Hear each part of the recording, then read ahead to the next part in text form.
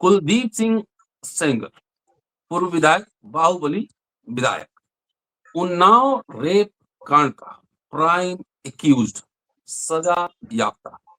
23 दिसंबर को Delhi high court ने राहत दी थी कुलदीप सिंह सेंगर को, लेकिन आज सुप्रीम कोर्ट ने कुलदीप सिंह सेंगर को जो राहत दी गई थी उसको सस्पेंड कर दिया है। मतलब वो सेंगर जेल में ही रहेंगे और कोई भी उनको रियायत नहीं मिलेगी। चर्चा इसी विषय पर होगी। पहले तो उन्नाव रेप कांड क्या था उसको भी याद करेंगे और सीबीआई ने क्या दलील दी, सरकार की ओर से क्या दलील थी, क्या क्या मामला हुआ सुप्रीम कोर्ट में, हाई कोर्ट में, इन तमाम पहलुओं पर चर्चा होगी। आज बहुत दिनों बाद जेपी सिंह साहब, वरिष्ठ पत्रकार, संपादक, एडवोकेट हमारे साथ हैं इस इशू पर, और चलते हैं सीधे समझने की कोशिश करते हैं कि क्या क्या हुआ इस केस में। स्वागत है सर। देखिए सर, दुष्यंत कुमार ने वर्षों पहले जो कहा था कि कौन कहता है आसमानों में सुराख नहीं हो सकता, एक एक पत्थर तबीयत से उछालो यारो। जी जिस तरह कुलदीप सिंह सेंगर का 23 दिसंबर को जजमेंट दिल्ली हाई कोर्ट का आया और उसके बाद जिस तरह इसका विरोध हुआ और जिस तरह नेता प्रतिपक्ष राहुल गांधी ने इस पर पहल करके पीड़ितों से मिले, उसके बाद अचानक सरकार की सक्रियता बढ़ गई और जो वहां इस को चैलेंज करते हुए याचिकाएं दाखिल हुई, उसके साथ में सीबीआई ने भी अपनी तरफ से याचिका दाखिल कर दी कि ये जजमेंट बहुत गड़बड़ है और ये जजमेंट जो है वो ठीक नहीं है। और इस जजमेंट में जो कुलदीप सिंह सेंगर को राहत मिली थी, उसके साथ जो जज साहबान लोगों ने दिल्ली हाई कोर्ट के एक ये व्यवस्था दी थी कि विधायक जो है लोक सेवक नहीं होता। ये बहुत ही डिस्टर्बिंग एलिमेंट था। चपरासी, पटवारी, सरकारी भंगी, आपका जो है वो क्या कहते हैं चतुर श्रेणी का कर्मचारी, बाबू, ये सब जो है लोक सेवक होंगे और विधायक लोक सेवक नहीं होगा, सांसद लोक सेवक नहीं होगा। ये बहुत ही मतलब, और इसका संज्ञान भी लिया सुप्रीम कोर्ट ने कि ये बहुत ही डिस्टर्बिंग मामला है कि ये जो कह दिया कि जो है क्या कहते हैं, ये ठीक है पास्को में अगर उस तरह साफ साफ नहीं लिखा हुआ है उसकी परिभाषा, तो ये थोड़ी है कि वो लोक सेवक से बाहर हो जाएंगे और इसमें विचार करने की जरूरत है। बहरहाल, अब इसमें जिस तरह जंतर मंतर से प्रदर्शन को लेकर के पूरे देश व्यापी प्रदर्शन हो रहा था और ये जन आंदोलन बनता जा रहा था और नेता प्रतिपक्ष राहुल गांधी के हस्तक्षेप से इसमें और गंभीरता आ गई थी, उसको देखते हुए आज ये बेमतलब बात नहीं है कि तुषार मेहता ने जो है पैरवी की कि ये जजमेंट पर रोक लगनी चाहिए। जी तुषार मेहता माने सरकार के प्रतिनिधि, सीबीआई जी के प्रतिनिधि, सीबीआई मतलब गृह मंत्रालय। जी और ये जो भी जजमेंट हुआ ये स्वागत योग्य है, लेकिन साथ साथ में सरकार की ओर से मेरी समझ से ये डैमेज कंट्रोल भी है कि जिस तरह जो है वो बलात्कारियों के साथ खड़ा होने का उसके ऊपर आरोप लग रहा था, और इसके साथ साथ सुप्रीम कोर्ट का भी डैमेज कंट्रोल है, क्योंकि सुप्रीम कोर्ट पर भी लगातार अभी ये बात सोशल मीडिया में उठने लगी थी कि सुप्रीम कोर्ट जहां सरकार का पक्ष होता है वहां प्रकारांतर से वो सरकार के पक्ष में खड़ी नजर आती। तो ये सब का डैमेज कंट्रोल था। बहरहाल, तो आज जो है वो क्या कहते हैं आपका सुप्रीम कोर्ट में ये मामला जो है वो हुआ और सुप्रीम कोर्ट ने जो है कुलदीप सेंगर को ही झटका नहीं दिया, भाजपा को भी झटका दिया और उन लोगों को भी झटका दिया जो अदालत से दोष सिद्धि के बाद भी जो है वो क्या कहते हैं आपका जो है मतलब क्या कहते हैं सेंगर के पक्ष में गोलबंद होकर के जो है वो आंदोलन चला रहे। आंदोलन चला रहे थे और ये कह रहे थे कि हम सेंगर के साथ हैं। सुप्रीम कोर्ट ने हाई कोर्ट द्वारा दिए गए जमानत के आदेश पर रोक लगा दी है। अब सुप्रीम कोर्ट ने मामले की गंभीरता को देखते हुए सेंगर की जमानत पर फैसला सुनाया है। हाई कोर्ट के आदेश पर रोक लगाई है। सीबीआई के वकील पहले इस मामले को एक भयावह अपराध बताते हुए हाई कोर्ट के फैसले का के खिलाफ विरोध करते हुए सख्त से सख्त सजा देने की मांग की थी। Chief justice of India justice Suryakant, justice J K Maheshwari और जस्टिस एजी मसीह की पीठ ने यह आदेश पारित किया। हालांकि इससे पहले दिल्ली हाईकोर्ट के फैसले को चुनौती देने वाली याचिकाओं पर नोटिस जारी किया गया था, जिसमें सेंगर की सजा निलंबित कर दी गई थी और दोषी ठहराए जाने के खिलाफ अपील लंबित रहने के दौरान उन्हें जमानत पर रिहा करने का जो फैसला था जो है, लेकिन वो रिहा नहीं हो पाए थे क्योंकि उनको इसी से संबंधित एक और मामले में 10 साल की सजा है, जिसमें जो है उनका मामला भी लंबित है कोर्ट में, अभी उस पर वो डिसीजन नहीं हुआ। तो सुप्रीम कोर्ट ने कहा भी कि जब एक मामले में ऑलरेडी वो जेल में है और इससे जो है कोई फर्क नहीं पड़ता, अभी वो छूट भी नहीं रहे हैं, तो बहरहाल हम इसमें जो है फिलहाल जो प्रश्न उठे हैं उसको देखते हुए इसकी सजा पर ये जो फैसला है इसके ऊपर हम रोक लगा रहे हैं। कोर्ट ने अपने आदेश में कहा कि विशेष तथ्यों को देखते हुए जहां दोषी एक अलग अपराध में भी सजा काट रहा है, हम दिल्ली हाई कोर्ट के 23 दिसंबर 2025 के आदेश को लागू करने पर रोक लगाते हैं। इस प्रकार आरोपी को उक्त आदेश के तहत रिहा नहीं किया जाएगा। इसके अलावा सर, जब अगर 2 सजाएं, 3 सजाएं, 4 सजाएं, 6 सजाएं होती हैं और एक साथ चलती हैं, तो जेल में जो आपका क्या कहते हैं कैदी होता है, जिसकी कई सजाएं एक साथ चलती हैं, एक से अधिक सजाएं एक साथ चलती हैं, उसको थोड़ा कठोरता के साथ उसके साथ व्यवहार होता है, उतनी लिबर्टी उसको नहीं होती।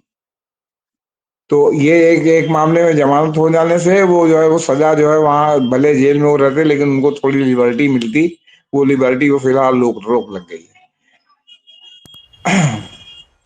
अब कहा कि इस फैसले के साथ ही कुलदीप सिंह सेंगर जेल में ही रहेंगे क्योंकि वे पीड़िता के पिता की हिरासत में मौत के एक मामले में 10 वर्ष की सजा भी काट रहे हैं, जिसमें उन्हें जमानत नहीं मिली है। अगली सुनवाई अब 4 हफ्ते बाद होगी।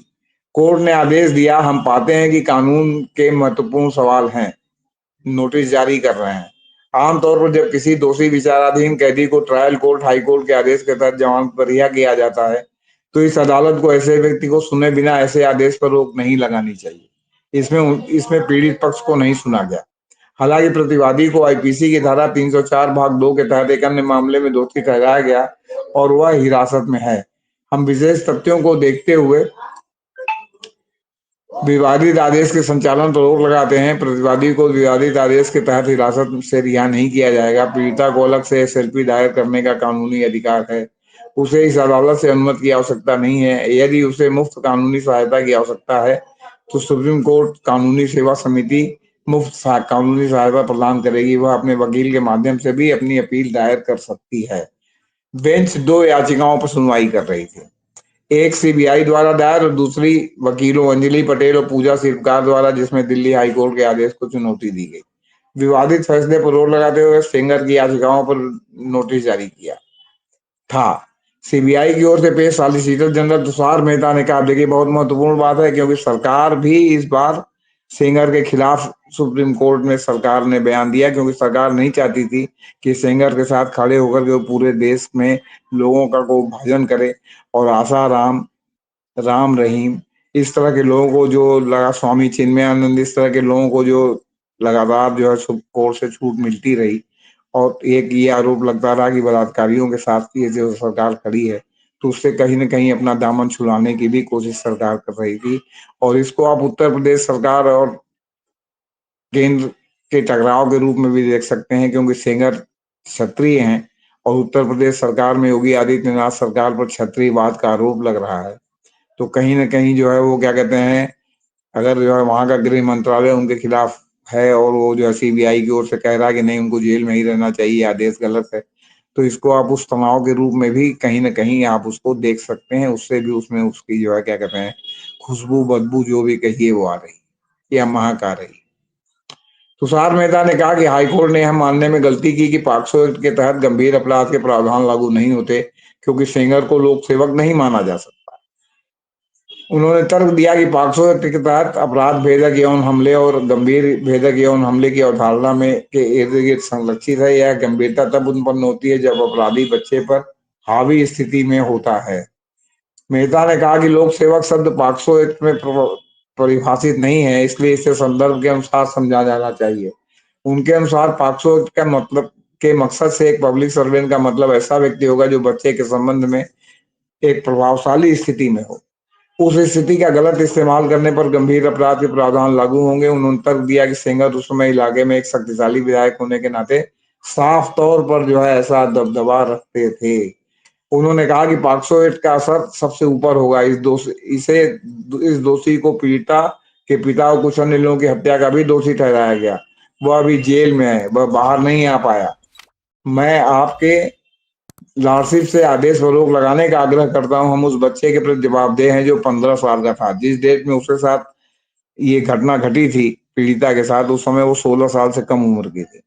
चीफ जस्टिस ने पूछा कि क्या सीबीआई का मामला यह था कि एक बार जब पीड़ित नाबालिग होता है तो पब्लिक सर्वेंट होने का कंसेप्ट अप्रासंगिक हो जाता है। सॉलिसिटर जनरल ने जवाब दिया कि बच्चे पर पेनिट्रेटिव यौन हमला खुद पॉक्सो के तहत एक अपराध है। गंभीरता परिस्थितियों पर निर्भर करती है, जैसे कि दबदबे का दुरुपयोग। उन्होंने कहा कि बाद में किए गए संशोधन जिनसे सजा बढ़ाई गई नए अपराध नहीं बनाते, इसलिए संविधान के अनुच्छेद 20 का उल्लंघन नहीं करते।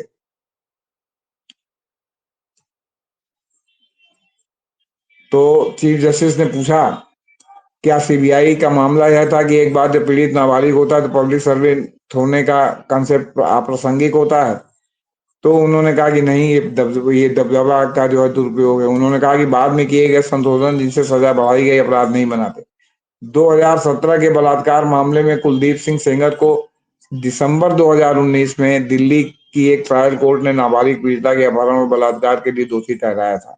उन्हें आजीवन कारावास की सजा सुनाई थी, साथ ही 25 लाख रुपए का जुर्माना लगाया था। मामला सुप्रीम कोर्ट के निर्देश पर उत्तर प्रदेश से दिल्ली ट्रांसफर किया गया था। 23 दिसंबर को दिल्ली हाईकोर्ट ने सेंगर की सजा निलंबित करते हुए उन्हें सशर्त जमानत दे दी थी। कठोर शर्तें लगाई थी तथाकथित कि वो 5 किलोमीटर के दायरे में जहां वो पीड़िता रहती है वो नहीं जा सकते। हाईकोर्ट ने कहा था कि सेंगर ने पहले ही 7 वर्ष और 5 महीने जेल में बिता लिए हैं, जो कि पॉक्सो एक्ट के तहत न्यूनतम सजा से अधिक है। जमानत की शर्तों में पीड़िता के निवास से 5 किलोमीटर दूर रहना, धमकी न देना और पासपोर्ट जमा करना शामिल है। इस फैसले के खिलाफ सीबीआई ने 26 दिसंबर को सुप्रीम कोर्ट में विशेष अनुमति याचिका दाखिल की थी। पीड़िता उनके परिवार ने भी हाई कोर्ट के आदेश को मृत्युतुल्य बताया और सुप्रीम कोर्ट जाने की घोषणा की थी। दिल्ली के जंतर मंतर और पूरे देश में कई जगहों पर प्रदर्शन भी हुए, जहां महिलाओं और कार्यकर्ताओं ने सेंगर की जमानत का विरोध किया। सिविल सोसाइटी ने विरोध किया, बुद्धिजीवियों ने विरोध किया। दिल्ली हाईकोर्ट के जस्टिस सुब्रमण्यम प्रसाद और हरीश वैद्यनाथन शंकर की डिवीजन बेंच ने सेंगर की उम्र कैद की सजा को निलंबित करते हुए उनकी अपील लंबित रहने तक उन्हें कड़ी शर्तों के साथ जमानत दे दी थी, जिसमें अभी हमने आपको ऊपर बताया कि 5 किलोमीटर के दायरे में नहीं जाएंगे, धमकी नहीं देंगे वगैरह। उन्नाव रेप केस ने पूरे देश में गुस्सा पैदा कर दिया था। दिसंबर 2019 में ट्रायल कोर्ट ने सेंगर को एक नाबालिग लड़की के अपहरण और रेप का दोषी ठहराया था। उम्र कैद की सजा सुनाई थी, 25 लाख जुर्माना भी लगाया था। सेंगर की ओर से पेश हुए एडवोकेट सिद्धार्थ दवे और एन हरिहरन ने सीबीआई की दलीलों का विरोध किया और तर्क दिया कि पॉक्सो एक्ट के तहत गंभीर अपराधों के मकसद से एक विधायक को पब्लिक सर्वेंट नहीं माना जा सकता। उन्होंने कहा कि एक दंडात्मक कानून दूसरे कानून के परिभाषाएं तब तक नहीं ले सकता जब तक कि कानून में स्पष्ट रूप से इसका प्रावधान न हो, और आईपीसी में पब्लिक सर्वेंट को परिभाषित करने की अपनी योजना है। उन्होंने अभी तर्क दिया कि ट्रायल के दौरान जो आरोप तय किया गया और जिसका जवाब दिया गया वो आईपीसी की धारा 376(1) के तहत था। हालांकि सीजीआई ने सांसदों विधायकों को पब्लिक सर्वेंट की परिभाषा से बाहर रखने पर चिंता जताई। उन्होंने कहा कि अगर इस व्याख्या को स्वीकार किया जाता है तो एक कांस्टेबल या पटवारी पब्लिक सर्वेंट होगा, लेकिन विधायक सांसद नहीं होंगे, उन्हें छूट मिल जाएगी। जस्टिस महेश्वरी ने कहा कि हाईकोर्ट ने आईपीसी की धारा 376(2) की प्रयोज्यता की जांच नहीं की, जो अपराध की तारीख को लागू है और नाबालिग के बलात्कार से संबंधित है। पीठ ने कहा कि पब्लिक सर्वेंट की परिभाषा और पॉक्सो एक ढांचे के तहत इसकी प्रासंगिकता से संबंधित कानूनी मुद्दे पर फैसला करने की जरूरत है। यह मानते हुए कि विचार के लिए कानून के सवाल उठते हैं, कोर्ट ने सीबीआई की याचिका पर नोटिस जारी किया, जवाबी हलफनामा दाखिल करने के लिए 4 सप्ताह का समय दिया। साथ ही दिल्ली हाईकोर्ट द्वारा पारित आदेश पर रोक भी लगा दी। सीजीआई ने कहा कि इस मामले पर विचार करने की जरूरत है। हम ऑर्डर पर रोक लगाने के पक्ष में हैं। सामान्य सिद्धांत है कि एक बार जब किसी को रिहा कर दिया जाता है तो उसकी बात सुनी जाएगी, लेकिन यहाँ अभी वो हिरासत में है, हालांकि दूसरे मामले में। यह मामला एक बार फिर राजनीतिक प्रभाव और न्याय पर प्रक्रिया पर बहस छेड़ दिया है। इस मामले में पीड़िता और उनके परिवार की सुरक्षा को लेकर भी सवाल उठ रहे हैं। भाजपा पर कुलदीप सिंह सेंगर को संरक्षण देने का आरोप है। लंबे समय तक बीजेपी इस मामले में लीपापोती करती रही। हाल ही में जब दिल्ली हाईकोर्ट से सेंगर की जमानत मिल गई तो पीड़िता ने नेता विपक्ष राहुल गांधी से मिलकर परिवार की सुरक्षा को लेकर चिंता जताई। राहुल से मुलाकात होते ही केंद्र सरकार जागी और तब सीबीआई ने आनंद फानंद में सुप्रीम कोर्ट में अब एसएलपी दायर की। सीबीआई ने इस मामले की जांच की थी। महत्वपूर्ण बात यह है कि कुलदीप सेंगर को जब दिल्ली हाई कोर्ट से जमानत मिल रही थी तो सरकार की ओर से इसे रोकने के लिए कोई कदम नहीं उठाए गए या ठीक से प्रभावी ढंग से हाई कोर्ट में पैरवी नहीं की गई। तो ये सर सब स्थिति है। तो लेकिन वही है कि पत्थर तो उछालो यार, और राहुल गांधी का नाम आ गया। इसके अलावा ऑलरेडी जो है अब की बार जो है पार्लियामेंट में जो है वो क्या कहते हैं, एसआईआर से लेके तमाम गंभीर मुद्दों पर जो है बड़ी गंभीर से चर्चाएं हुई और काफी हंगामा तेज रहा, और इसी के इन कंटिन्यूएशन ये सब हो गया। आगे इधर पार्लियामेंट बंद हुआ और इधर जो है क्या कहते हैं हाई कोर्ट ने जजमेंट दे दिया, उधर अरावली वाले पर मामला उठ गया। तो इन सबको देखते हुए मतलब सरकार एक प्रकार से डिफेंसिव जो है वो क्या कहते हैं मोड में है। और जिस तरह सीबीआई ने इस बार इस पूरे केस में यू टर्न मार करके जो है वो क्या कहते हैं कुलदीप सेंगर की खिलाफत की है, ये काबिले गौर बात। जी सर, पहली बार देख रहा हूँ कि ऐसे गंभीर मतलब जीनियस क्राइम के एक्यूज के पक्ष में एक महिला जो है ना, वो आंदोलन चला रहे, उसके पक्ष में आंदोलन। पहले ऐसा नहीं देखा गया। जी। नहीं सर, ये काफी दिनों से देखिए, आप अगर पूरे सिस्टम को आप देखेंगे तो पूरे सिस्टम को आप देखेंगे तो पहली बार तलवार आरूसी तलवार मर्डर केस में बाकायदे पूरी पंजाबी लॉबी ने तलवार के पक्ष में न केवल जो है वो क्या कहते हैं मोमबत्ती जलाई, आंदोलन किया, बल्कि जो है वो मीडिया के भी एक जो है मतलब गोदी मीडिया के एक ग्रुप को जो है क्या कहते हैं उन्होंने मोटिवेट करके लगातार इस तरह की खबरें चलाई। मामा मम्मी के पापा मम्मी क्या कातिल हो सकते हैं वगैरह वगैरह। तरुण तरुण तेजपाल के मामले में, तहलका वाले तरुण तेजपाल के मामले में आपका जो है जब ये मामला उठा तो लगातार तरुण तेजपाल के पक्ष में, जब वो एक महिला ने शिकायत की कि उन्होंने लिफ्ट में उसके साथ जो है क्या कहते हैं यौन उत्पीड़न किया है, तो तरुण तेजपाल के पक्ष में भी इस तरह की बात उठी। इस तरह इस समय लगातार ये सब बात उठ रही कि पीड़ित के पक्ष में कम और दोषी के पक्ष में भी तमाम लोग आवाज उठाने वाले इस समय जो है क्या कहते हैं वो पैदा हो गए हैं। और वो आपका कुलदीप सिंह सेंगर के मामले में पहले तो एफआईआर दर्ज नहीं हो रही थी, किस किस तरह से एफआईआर दर्ज हुई, किस तरह से जो है वो क्या कहते हैं महिला जा रही थी, जो लड़की जा रही थी अपने मौसी और चाचा के साथ लखनऊ, और उसको रास्ते में जो उल्टी दिशा से ट्रक ला करके ऊंचा हार से के आसपास जो है उसको कुचलने की कोशिश हुई, जिसमें उसकी दो मौसियां मर गई। किस तरह उसके पिताजी को जो है वो क्या कहते हैं न्याय देने के बजाय हिरासत में रखा गया और हिरासत में मौत हो गई। तो इन सब तमाम विरोधों के बावजूद और लगातार इस बार भी जैसे जंतर मंतर पर प्रदर्शन हुआ, तो अब वो वाला मामला नहीं है कि कोई दोषी, यहाँ तक कि अदालत से दोषी ठहराए जाने के बाद भी लोग जो है क्या कहते हैं इस समय जो है मतलब बहुत बेहयाई के साथ दोषी की पैरवी करने के लिए उतर जा रहे हैं। और कहीं न कहीं ये न्यायपालिका पर भी सवाल उठ रहा है कि न्यायपालिका अगर छीन छीन के फैसले देगी तो न्याय पर सवाल उठेंगे ही, उसको कोई रोक नहीं सकता। अगर लोगों के मन में ये विश्वास हो जाएगा कि न्यायपालिका व्यवस्था के साथ है, और आप ये भयावह कल्पना कर सकते हैं कि जब लोकतंत्र के अगर आप प्रेस को भी स्तंभ माने तो 4 स्तंभ, न माने तो 3 स्तंभ, कार्यपालिका, विधायिका और न्यायपालिका, और प्रेस को भी माने तो प्रेस, अगर चारों स्तंभ एक साथ मिल जाते हैं तो आम नागरिकों का क्या होगा, कहाँ से न्याय मिलेगा। होता है ना कि चलो हम कुछ नहीं होगा तो अदालत में देखेंगे, और अदालत पहले से ही जो है वो क्या कहते हैं सरकार का भोंपू बन के तैयार है, तो क्या हो सकता है आप बताइए। और ये आज जो अदालत ने इस पे फैसला दिया है, ये क्या कहते हैं कुलदीप सिंह सेंगर और सीबीआई के, उस पर अदालत इसको सुओ मोटो भी तो ले सकती थी। ये कोई इतना छोटा मोटा मामला तो था नहीं जिस जिस तरह और मामलों को सुओ मोटो लेती है। तो कहने का मतलब है कि ये जो आपने देखा ये अभी नहीं, ये काफी पिछले काफी सालों से ये ट्रेंड चलना शुरू हुआ कि दोषी के साथ भी लोग खड़े नजर आते हैं और दूसरे पक्ष में बैटिंग करते नजर आते हैं। आज तो कोई ये बताने के लिए तैयार नहीं हुआ कि आरूसी तलवार नीचे मरी पाई गई और नौकर ऊपर मरा पाया गया, और घर में भीतर से नीचे से दरवाजा बंद था और घर में घुसने का एक ही रास्ता था, तो उसका उसकी बॉडी ऊपर कैसे गई और जो है क्या कहते हैं भीतर से दरवाजा किसने बंद किया।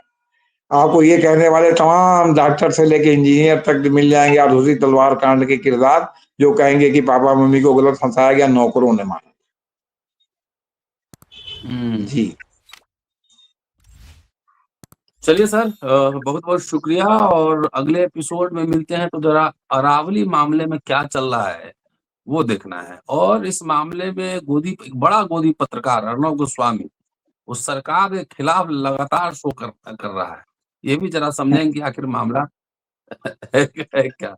शुक्रिया, देखते रहिए अम्बेडकर नवा। Thank you sir.